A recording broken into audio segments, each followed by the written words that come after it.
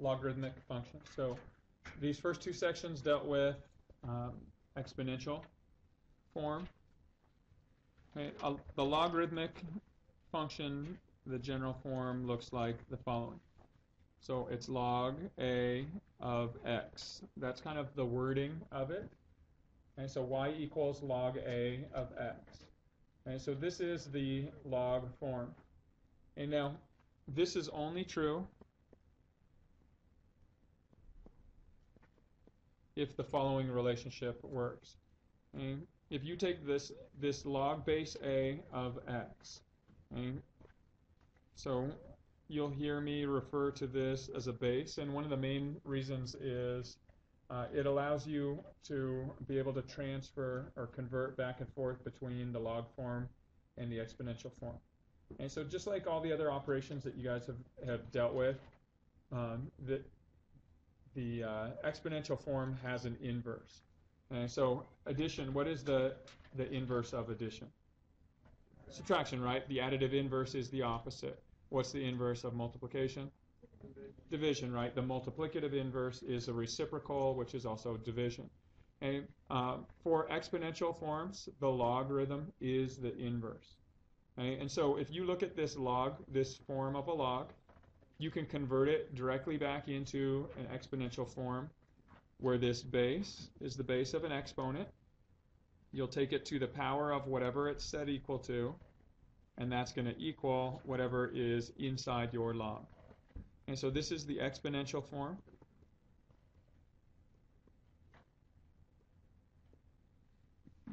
For whose inverse the log form looks like this.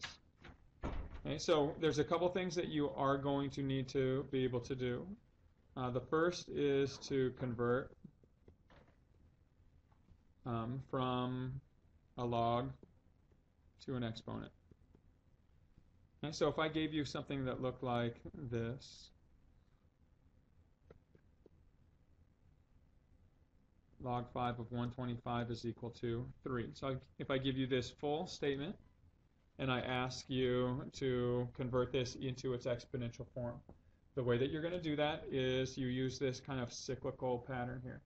You take your base, 5, to the power of whatever number is on the other side of the equation, 3, and you're going to set that equal to whatever is inside your log, 125. Okay, so this is the exponential form. Right? This is the log form. And they represent the same thing. So it's kind of like where would finding square roots and the roots be? So, well, if you know the whole thing, and we'll talk about when you're solving equations, I think maybe is where you're headed. If this had been a variable here, and you had to solve it, you would use, I think, what you're talking about.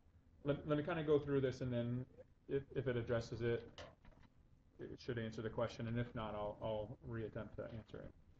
Okay. So let's take one more example of this.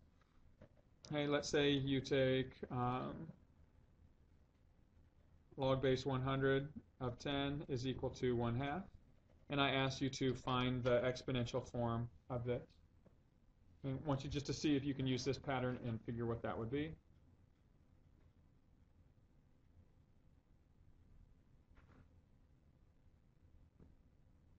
The base of your log is the base of your exponent, so 100 to the power of whatever's on its own side of the equation, 1/2, and that's going to equal the number inside your log, 10. Okay. All right, now, in addition to this, you'll also need to be able to convert from the exponential form into the log form. Right, if this is the case, again, it's the same kind of idea if we start with an exponent. And we want to write this in log form. Okay? Again, if you listen to the wording that I use, it helps identify the form that you write it. And so I'm going to start with my base. So I'm going to take the log base. And again, I use that term base. It identifies it's the base of our power, or of our exponent. And then I'm just going to use this relationship. I'm going to use this figure or this relationship anytime I draw these. So if I take this base to the power of what is equal to what? What goes over here? 2. And what goes inside the log? 9. And so it fits that same pattern. 3 to the power of 2 is equal to 9. So I'm using the pattern of the logs even when I convert in either direction. Doesn't matter which direction I'm converting.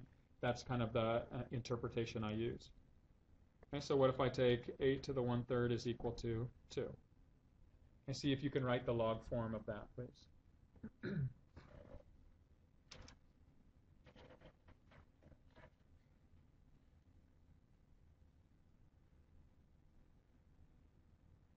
So you're going to take the log base 8. On the other side of the equation, we can write the power 1/3, because again, 8 to the power of 1/3 is going to equal what goes inside the log? 2. And so that's how you can convert back and forth between these. Right?